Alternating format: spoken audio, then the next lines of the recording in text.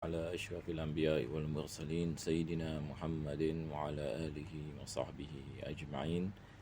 Alhamdulillah, para jemaah yang dirahmati Allah Subhanahu Wa Taala, kita akan meneruskan daripada kitab Umdatus Salik karangan Al-Imam Ibn Aqib Al-Masri, dan kita berdoa mudah-mudahan Allah menjadikan pengajian ini sebab pengampunan bagi segala dosa, dan dengannya Allah mengkabulkan segala hajat dan menjadikan kita di antara hamba-hambanya yang bertakwa. Amin ya rabbal alamin. Jadi insya-Allah kita akan kembali kepada mana kita berhenti pada pengajian yang lepas. Kita telah sampai kepada bahagian yang mana penulis mengatakan wajibatul hajj. Sebelum itu beliau membicarakan berkenaan dengan rukun-rukun umrah. Dan rukun-rukun umrah kita mengatakan sama ini dengan rukun-rukun haji, cuma tidak ada wukuf di Arafah. Cuma di sini penulis tidak menyebut tentang tertib. Biasanya dalam kitab-kitab yang lain, para ulama kita membicarakan rukun yang di umrah. Pertama sekali adalah ihram, kedua adalah tawaf umrah. Selepas itu cukur ataupun memotong rambut, dan akhir sekali ada tertib di antara rukun. Begitu juga dengan haji, kita ada tertib ini baina mu'zamil arkan, yakni sebahagian rukun-rukun yang besar diwajibkan kita meraihkan dengan tertib. Yakni kita tidak boleh melakukan wukuf di Arafah misalan selepas kita melontar jamrah sebagai misal. Jadi wukuf di Arafah mesti berlaku dahulu, baru masuk kepada al-mabit di Muzdalifah, dan begitu juga dengan tawaf al-ifadah sebagai misal, begitu juga dengan hari-hari tasyriq dan sebagainya. Jadi kita mengatakan tertib ada kewajipannya, walaupun sebahagian daripada amalan haji tidak diwajibkan tertib. Sebagai misal berkenaan dengan sama ada kita nak melakukan tawaf ifadah dahulu ataupun kita nak melontar jamratul aqabah dahulu, maka ini diberikan kelonggaran. Begitu juga dengan mencukur. Kalau kita melakukan dua daripada tiga ini, maka kita telah masuk kepada tahallul awal. Maka Nabi SAW memberikan kelonggaran bagi perkara ini, tidak diwajibkan tertib. Sekarang ini kita masuk kepada apa yang dikenali sebagai wajib haji. Jadi haji ini seperti mana kita mengatakan, kita ada rukun-rukun haji dan kita ada wajib haji. Rukun-rukun haji maksudnya kewajipan-kewajipan yang wajib kita melaksanakannya, yang mana tanpanya haji kita tidak akan menjadi sah. Sah. Jadi ini yang kita telah membicarakan sebelum ini. Maka wajib kita wukuf di Arafah, ini adalah rukun. Betul ke tidak? Begitu juga dengan ihram. Satu orang kalau dia tidak melakukan ihram, maka dia tak sah. Sama juga seseorang tidak wukuf di Arafah, maka tidak sah. Begitu juga berkenaan dengan tawaf ifadah.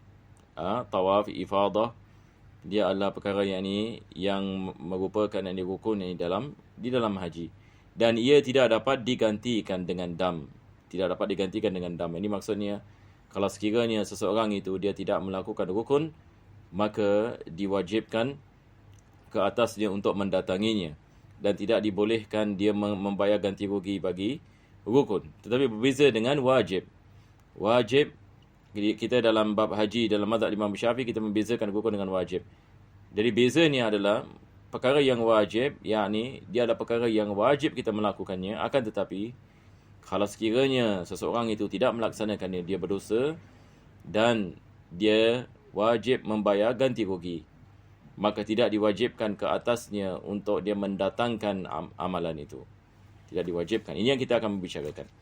Jadi beza di antara rukun dengan haji dengan wajib. Dalam bab haji, rukun ini adalah perkara yang wajib, yang mana kita tidak boleh meninggalkannya. Kalau tak, kita punya ibadah haji ataupun umrah tidak menjadi sah. Tapi berbeza dengan wajib haji, yang mana kalau kita meninggalkannya, maka ia dapat dibayar dengan dam ataupun fidyah yang akan disebutkan nanti. Jadi penulis ini mengatakan wa wajibatuhu kaunul ihrami minal miqat. Yani kewajipan yang pertama yang disebutkan oleh penulis adalah melakukan ihram daripada miqat. Kita telah membicarakan sebelum ini yang berkenaan dengan miqat. Dan Nabi SAW dia telah meletakkan tempat-tempat yang tertentu bagi manusia-manusia yang datang daripada penjuru yang tertentu. Mereka yang datang daripada timur, yang datang daripada selatan, yang datang daripada barat dan sebagainya. Jadi tiap-tiap tempat ini di sekeliling kota Makkah, Nabi SAW telah menentukan tempat-tempat yang mana wajib kita niat ihram sebelum kita melintasinya. Yakni kalau sekiranya seseorang itu melintasi tempat-tempat ini dan dia belum lagi niat ihram, maka dikenakan dam ke atasnya. Melainkan kalau dia kembali keluar balik dan selepas itu niat ihram dan masuk kembali di kawasan itu. Jadi melakukan niat ihram daripada miqat, dia adalah daripada wajibnya haji.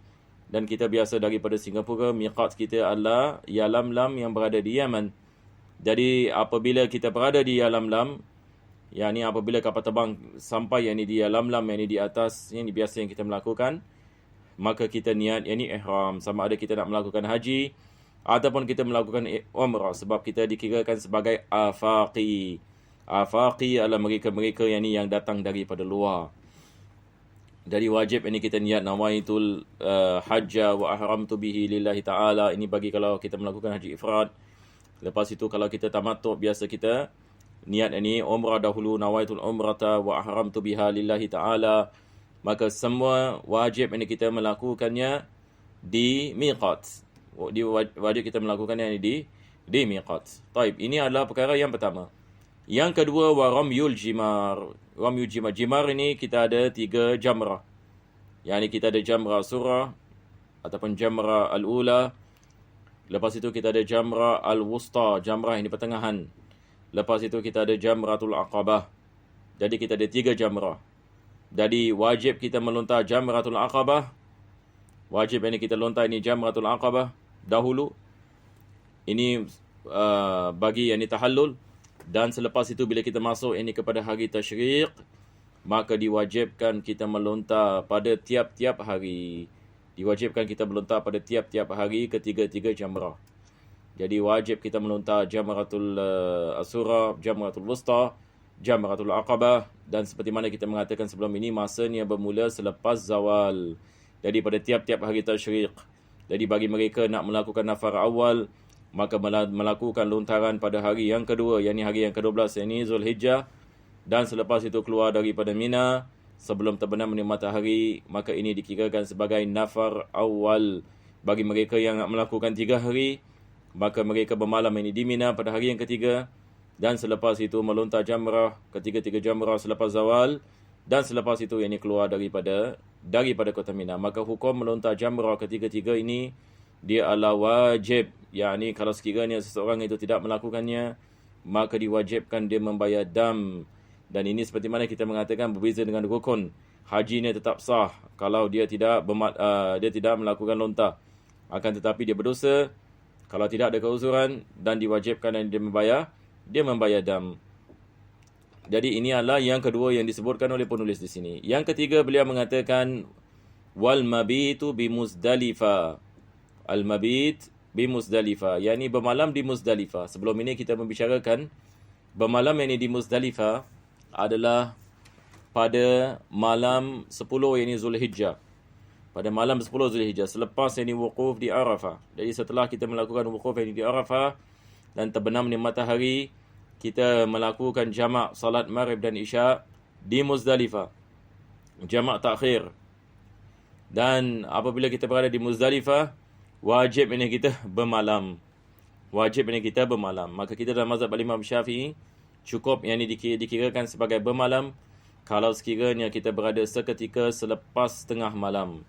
Selepas setengah malam ini dikirakan sebagai bermalam di Muzdalifah. Walaupun sunnah Nabi SAW adalah bermalam kesemuanya sampai terbitnya fajar dan melakukan solat subuh di Muzdalifah pada waktu awal. Selepas itu baru bertolak ke Mina. Jadi bermalam di Muzdalifah ini hukumnya adalah wajib. Ini adalah perkara yang ketiga yang disebutkan oleh penulis. Yang keempat, beliau mengatakan walayaliya Mina, bermalam yakni di Mina. Yani ini adalah pada hari tasyrik, hari yang ke-11, ke-12 dan ke-13. Maka bermalam yakni di Mina adalah wajib. Maka bermalam di Mina berbeza dengan bermalam di Muzdalifah. Bermalam di Muzdalifah kita mengatakan walaupun seketika sah. Tetapi bila bermalam ini di Mina, wajib ini mu'dhamul lail. Tidak dibolehkan kita bermalam ini seketika. Maka wajib ini kita bermalam sebahagian besar daripada malam. Sebab ini dikirakan ini sebagai betul-betul ini kita bermalam ini di Mina. Jadi ini daripada perkara kita nak kena berjaga-jaga. Sebab mungkin ada orang ini dia tidak mengetahui perkara ini. Nah, dia keluar yang ni misalnya dia pergi yang ni ke Makkah dan dia tidak balik. Dia tidak balik mungkin dan nak masuk subuh ini baru dia sampai ini di Mina, maka ini tidak dibolehkan. Wajib ini kita bermalam kebanyakan ini malam yang ini di Mina. Dan akhir sekali penulis ini mengatakan wa tawaful wada'. Tawaful wada' kita telah bicarakan sebelum ini pengajian yang lepas.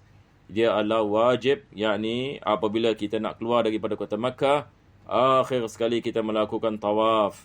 Dan ini adalah tawaf yang dikenali sebagai tawaf peninggalan, iaitu tawaf al-wada'. Jadi hukumnya dalam mazhab Imam Syafi'i dia adalah wajib. Maksudnya kalau sekiranya seseorang itu tidak melakukannya, maka diwajibkan ke atasnya membayar dam. Selepas itu yang ini beliau mengatakan wama ada dzalika sunanun. Selain daripada itu adalah sunnah.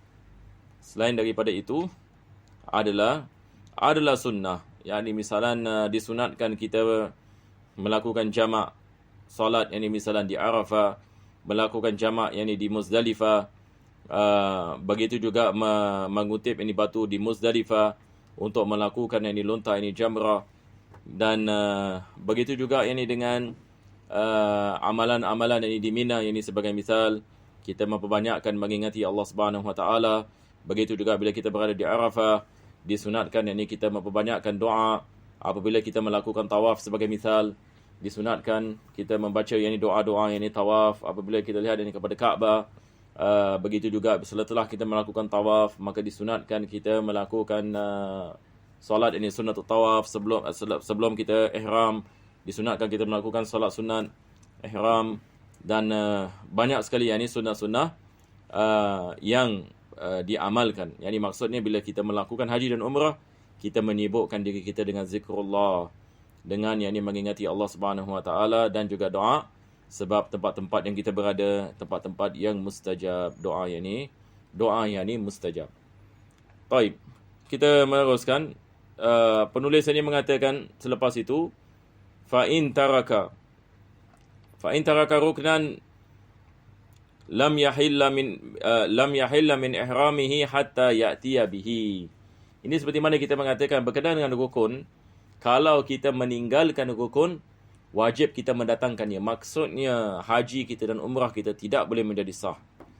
Dan ia tidak boleh dibayar ganti rugi. Seperti mana kita mengatakan. Jadi di sini penulis mengatakan hatta ya'tiya bihi, sehingga dia mendatangkannya. Wa man taraka wajiban, akan tetapi barang siapa yang meninggalkan perkara yang wajib, lazimahu dam, maka diwajibkan dia membayar ganti rugi dalam bentuk yakni dam. Wa man taraka sunnatan lam yalzamhu syai', barang siapa yang meninggalkan sunnah maka tidak diwajibkan ke atasnya apa-apa.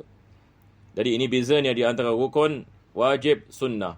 Meninggalkan rukun, wajib kita mendatanginya. Meninggalkan wajib kita membayar ganti rugi bentuk dam dan fidyah. Meninggalkan sunnah tidak diwajibkan apa-apa. Selepas itu penulis membicarakan tentang al-ihsar. Al-ihsar ini adalah keadaan yang mana kita tidak dapat meneruskan perjalanan. Tidak dapat meneruskan perjalanan untuk melakukan haji dan umrah. Maka di sini ada hukum ahkam yang disebutkan oleh fuqaha. Ulama kita, penulis ini mengatakan waman ahsarahu aduun an makkata wa lam yakun lahu tariqun akharu tahallal. Kalau sekiranya seseorang itu berjalan yakni ke Makkah, yakni dia bersafar belayar yakni menuju ke Makkah untuk melakukan haji ataupun umrah. Selepas itu datang yakni musuh dan menghentikannya. dan dia tidak dapat meneruskan perjalanan. Ini adalah misal yang disebutkan oleh penulis. Yang ini dia mengatakan ahsarahu adu, yakni musuh yang ni melarangnya daripada melakukan haji ataupun meneruskan perjalanannya ke Makkah. Kalau kita lihat ini zaman-zaman penulis ataupun zaman-zaman sebelumnya, kita ada masalah yang besar apabila umat Islam berperang dengan tentera Mongol. Jadi Mongol ini mereka menyebabkan ketakutan yakni kepada umat Islam, dan apabila datang ini bulan-bulan haji, maka mereka menggunakan kekuatan yang mereka untuk menghalang orang Islam daripada melakukan haji dengan membunuh dan juga merompak para jemaah yang haji yang sedang menuju ini ke kota Makkah. Dan zaman dahulu kita tidak ada kapal terbang. Yakni jemaah haji apabila nak menunaikan haji, kebiasaan mereka adalah mereka mengambil jalan daratan. Jadi jalan daratan ini di beberapa tempat ini ada bahaya. Dulu juga umat Islam berperang dengan tentera salib. Dia dalam crusade ini juga mereka juga melarang ini umat Islam daripada melakukan haji. Begitu juga dengan tentera Mongol, dan juga apabila berlaku peperangan dan sebagainya. Jadi sekarang kalau sekiranya seseorang itu dia sudah niat ini ihram, dan selepas itu selepas ini dia niat ihram ini misalan dia ditahan ini oleh musuh, dia tidak dapat meneruskan perjalanannya. Jadi apakah yang sepatutnya yang dia melakukan? Jadi penulis mengatakan dia terus melakukan tahallul, sebab dia tidak dapat meneruskan perjalanannya, tapi dia sudah niat ihram. Dia melakukan tahallul bi an yanwiya tahallula wa yahliq ra'sahu. Jadi dia niat ini tahallul, selepas itu dia mencukur rambutnya dan dia menyembelih ini seekor kambing, yakni yuriqu daman makanahu in wajadahu. Kalau dia ada kambing bersamanya, maka dia menyembelih ini di sana dan membagikan daging tersebut ini kepada fakir miskin. Illa akhraja ta'aman biqimatihi. Kalau dia tidak ada kambing ini misalnya dia mengeluarkan dam ini dalam bentuk ini makanan. Sekarang kita lihat satu kambing ini berapa banyak makanan kita boleh beli, berapa mot beras ataupun gandum kita boleh beli daripada satu ekor kambing. Maka dengan itu dia memberikan makanan ini kepada orang miskin. Kalau tidak mampu, maka dia melakukan puasa. Bagi tiap-tiap mot tadi dia puasa 1 hari, dan tidak ada qada yang ini bagi haji yang ini tersebut, dan juga yang ini bagi umrah yang ini tersebut. Sebab di sini kita mengatakan ini adalah keuzuran yang ini ke atasnya. Wallahu a'lam bishawab. Dan insya-Allah pengajian yang seterusnya kita akan membicarakan tentang ziarah Nabi sallallahu alaihi wasallam. Ini adalah daripada perkara yang sangat ini ditekankan di dalam ini agama. Jadi di sini kita sampai. Tadi kita mengatakan berkenaan dengan ihsar. Sekarang kita insya-Allah minggu depan kita masuk kepada ziarah kubur Nabi sallallahu alaihi wasallam. Alhamdulillahirabbil alamin. Allahumma shalli wa sallim ala sayyidina Muhammad wa ala sayyidina Muhammad. Rabbana atina fid dunya hasanah wa fil akhirati hasanah wa qina adzabannar. Sallallahu ala sayyidina Muhammadin wa ala alihi wasallam. Alhamdulillahirabbil alamin.